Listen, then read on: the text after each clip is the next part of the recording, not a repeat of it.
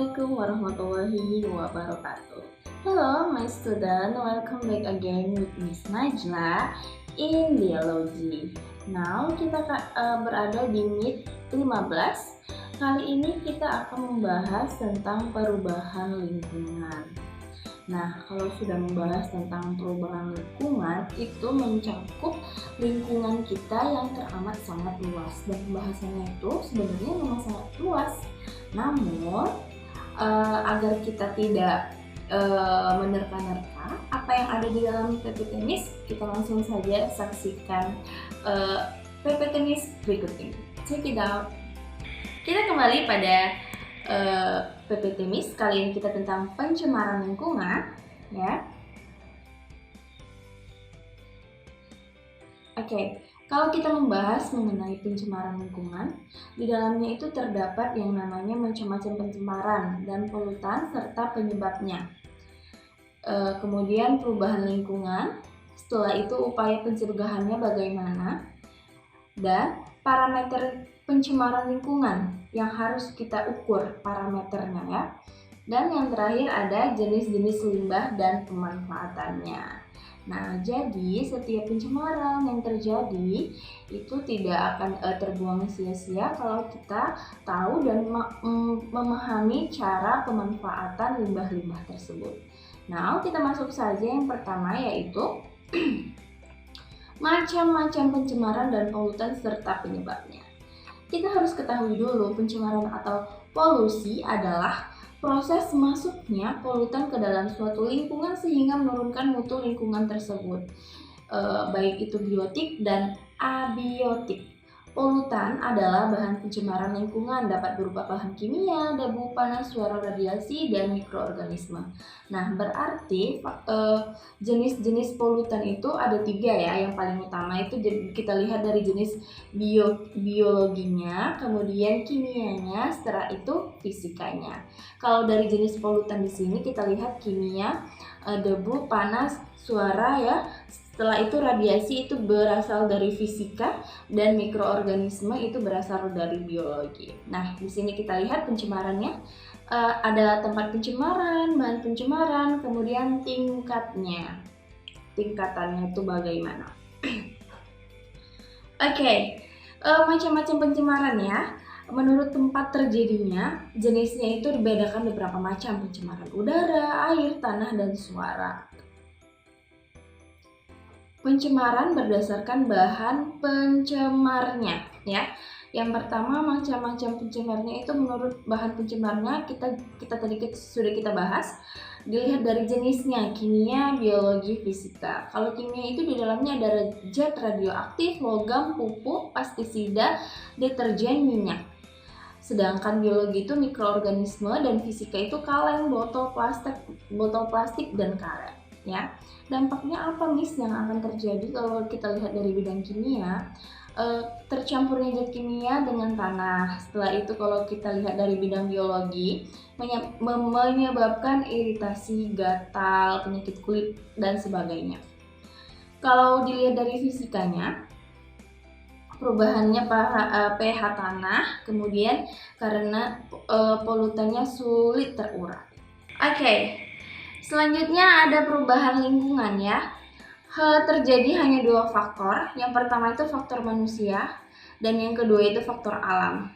Kalau untuk faktor manusia, kita bisa berpikir dan memahami apa-apa saja yang disebabkan oleh manusia itu sendiri terhadap lingkungannya, terhadap perusakan lingkungan di sekitarnya itu, ya. Ada penebangan hutan, pembangunan pemukiman, dan penerapan intensifikasi pertanian. Selain itu, pembangunan jalan, kampung, dan desa dengan cara betonisasi mengakibatkan air sulit meresap ke dalam tanah. Sebagai akibatnya, bila hujan lebat memudahkan terjadinya banjir. Nah, kalau kita lihat dari faktor alam, itu perubahan lingkungan secara alam disebabkan oleh bencana alam, gitu, ya kan. Longsor, tsunami, kemudian seperti kebakaran hutan di musim kemarau, menyebabkan kerusakannya dan matinya organisme di dalam hutan tersebut. Selain itu, terjadinya letusan gunung menjadikan kawasan di sekitar akan rusak. Upaya-upaya apa saja pencegahan pencemaran yang dapat kita lakukan ya? Yang pertama itu secara administratif, upayakan pencegahan pencemaran lingkungan secara administratif. Maksudnya, pencegahan pencemaran lingkungan yang dilakukan oleh pemerintah dengan cara mengeluarkan kebijakan atau peraturan yang berhubungan dengan lingkungan. Itu contohnya itu dengan keluarnya undang-undang tentang pokok-pokok pengolahan lingkungan hidup ya, yang dikeluarkan oleh presiden kita yang dikenal dengan AMDAL. Kemudian kalau secara teknologis itu cara yang ditempuh biasanya itu mewajibkan pabrik untuk mengikuti unit pengolahan limbah sendiri. Jadi setiap pabrik-pabrik itu memiliki limbahnya masing-masing. Nah, kemudian secara eduktif, cara ini ditempuh dengan melakukan penyuluhan terhadap masyarakat akan pentingnya lingkungan dan betapa bahayanya pencemaran lingkungan. Penyuluhan, kita lebih dekat terhadap masyarakat, bagaimana cara mencegah lingkungan, kita memberi contoh yang baik bagaimana prosesnya, sedemikian rupa. Selain itu dapat dilakukan melalui jalur pendidikan formal di sekolah.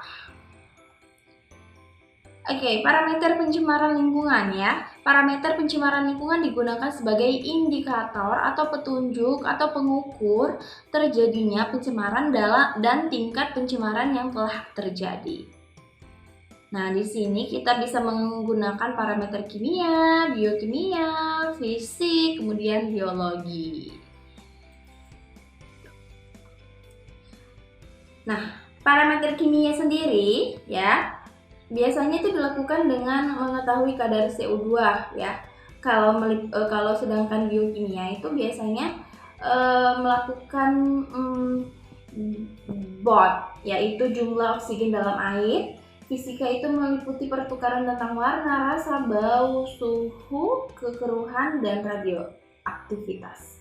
Sedangkan biologi sendiri meliputi ada atau tidaknya mikroorganisme di dalam suatu produk, misalnya itu bakteri coli, virus, bentos, dan plankton yang lainnya.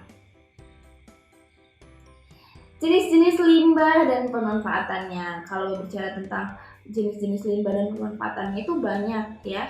Sekreativitas kita sendiri, apapun itu bahan limbah yang bisa kita daur ulang ya. Secara umum yang disebut limbah adalah bahan sisa yang dihasilkan dari suatu kegiatan dan proses produksi baik pada skala rumah tangga, industri, pertambangan, dan lain-lain. Jenis limbahnya itu bermacam.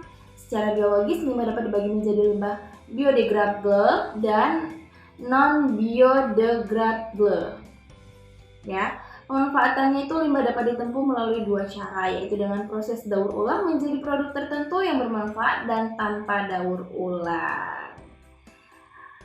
Nah, jenis-jenis limbah ya banyak. Tadi ada jenis yang biodegradable, itu jenis limbah yang dapat diuraikan.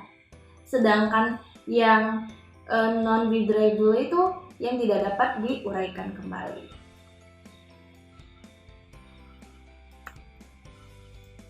Kesimpulannya yang dapat kita tarik dari materi perubahan lingkungan kali ini, hanya dapat diperlukan kesadaran oleh setiap individu agar pencemaran dapat ditekan sehingga bumi tetap asri. Cintailah bumi kita. Sekian pemaparan materi ini kali ini mengenai pencemaran lingkungan. Kita akan lanjut pada grup e-learning kita berikut ini. Bye, see you next time. Assalamualaikum warahmatullahi wabarakatuh.